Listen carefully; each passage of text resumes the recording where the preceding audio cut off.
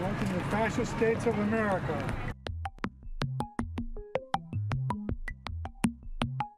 Citizens United case 1 year ago, we said the corporations have the same rights of people to spend their money however they want on elections.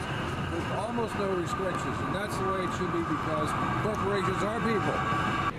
Don't you see what's happening in the United States? We voted to give the corporations even more control over our elections than they already had. And we've sold out the American people one more time.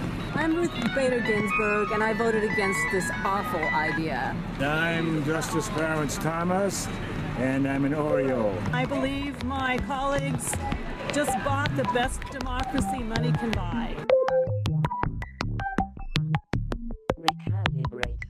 Recalibration test. Our homes are being stolen.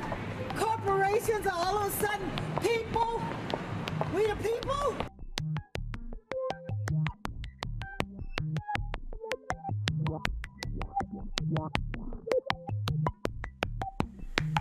Down with corporations.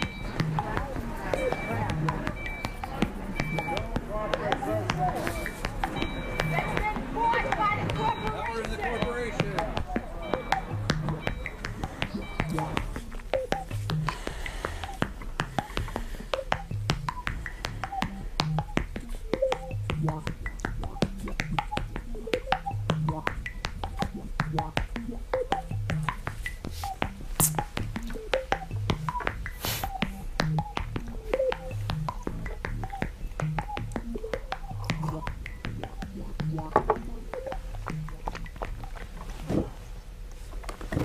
Hello and welcome to the Alliance for Democracy's The Populist Dialogues. My name is David Delk.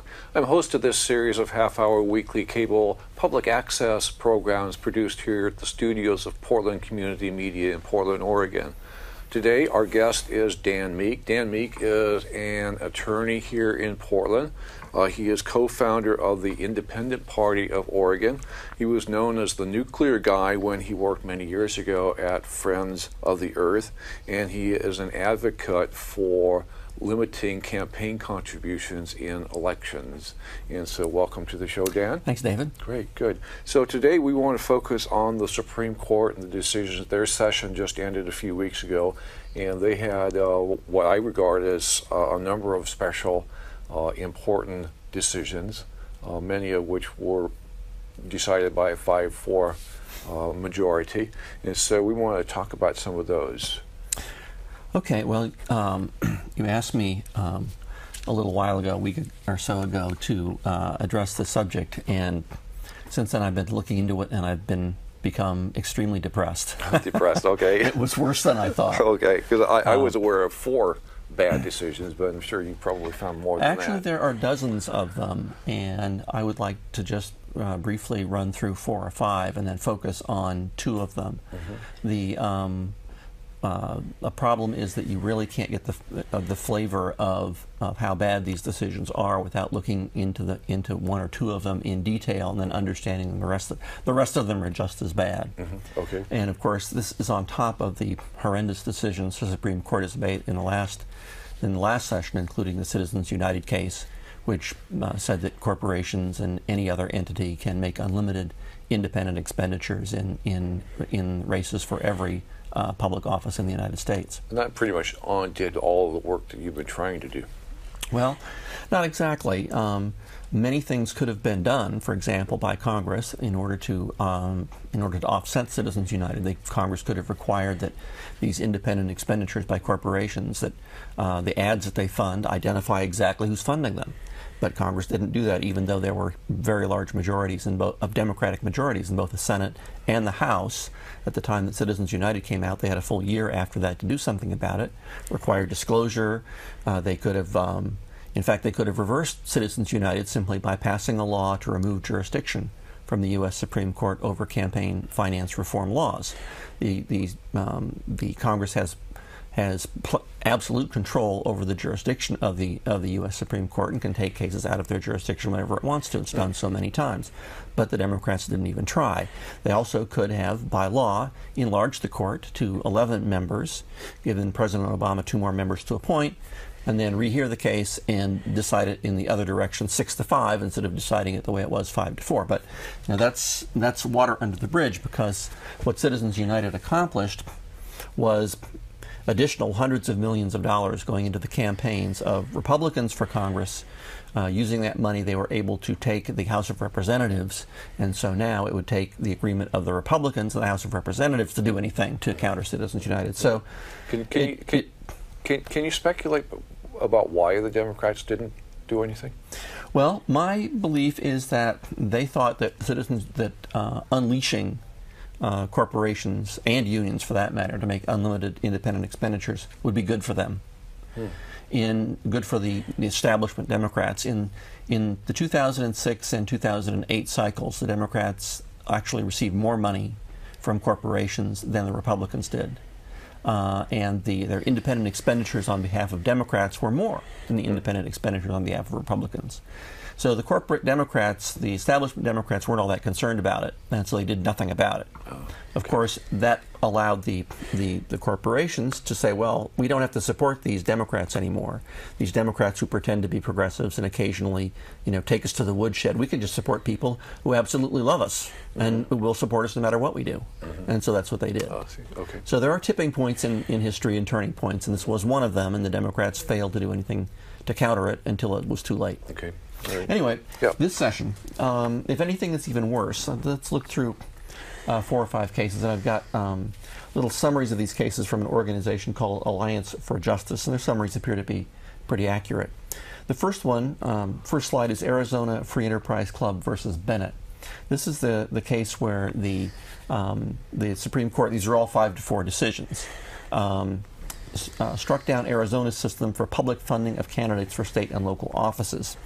I'll get into this in more detail because it's one of the 2 cases I want to look in greater detail. Okay, yeah, because this is one of the ones that I had on, in particular, that I wanted to focus on also. But basically it says that any public funding system that provides more public funding to a candidate based upon how much money his opponent raises or spends is unconstitutional because it somehow impairs the free speech of his opponent. The next case, which is probably the worst of all, and certainly I think the worst of all, AT&T Mobility versus Concepcion. Again, a 5-4 majority gave corporations the ability to cheat consumers or discriminate against workers on a massive scale, knowing that if they are caught, they can be only held accountable one consumer or worker at a time. We'll get into that in greater detail. Basically, the case eliminates the opportunity for class actions. So consumers can't bring class actions, workers can't bring class actions. In fact, it totally allows corporations to totally privatize the justice system.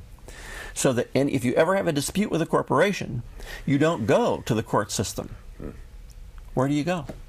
You go to the private system of private arbitration, where arbitrators are selected by the corporations. They have no incentive to rule in favor of the consumer. We'll get into it in greater detail. Right. Third case you may have heard of, Walmart versus Dukes. 5-4 majority created new, impossible-to-hurdle thresholds for women and people of color to prove widespread gender or racial discrimination in the workplace. In this decision, the Supreme Court said that women were suing Walmart, women employees there, for what they said was a pattern and practice of discrimination, which was proven in part by the statistics showing that basically that women were very heavily underrepresented beyond the absolute low floor level supervisors. On the supervisory level, they were very underrepresented. Supreme Court said, well, you can't use these statistics if you're bringing a class action. You have to prove that there was a policy of deliberate discrimination. And look here, it says right here in the Walmart manual, our policy is not to discriminate. So that proves it. Right. So they immunize themselves from liability for employment discrimination by saying that's not our policy. And the Supreme Court said, well, if they do that, then obviously it's up to each individual supervisor to decide who to promote, etc. And so you can't have a class action because there are no common issues. You really have to focus on the decisions made by every individual supervisor. Was this the decision that was a 7-2 decision? No. No. Okay. This was a 5-4. This was a 5-4 decision. Okay. That, as it happens in many Supreme Court cases, or at least some now, various issues are decided by different majorities. But the issue about class certification was a 5-4 decision. Okay. Mm-hmm. The next case was called Pliva versus Mensing, which said that there is federal preemption when it comes to liability for generic drug manufacturers for the adverse effects of their drugs. The court said that under federal law, the only thing that generic drug manufacturers have to do is to print the same warning that the brand label manufacturer has, even though there's new information has become available since the time that that label was printed. And so even if, as the slide said, even for drugs which cause irreversible neurological disorders, as long as the label of the drug was the same label that was on the non-generic, that is the brand label drug several years ago, that preempts liability under state law.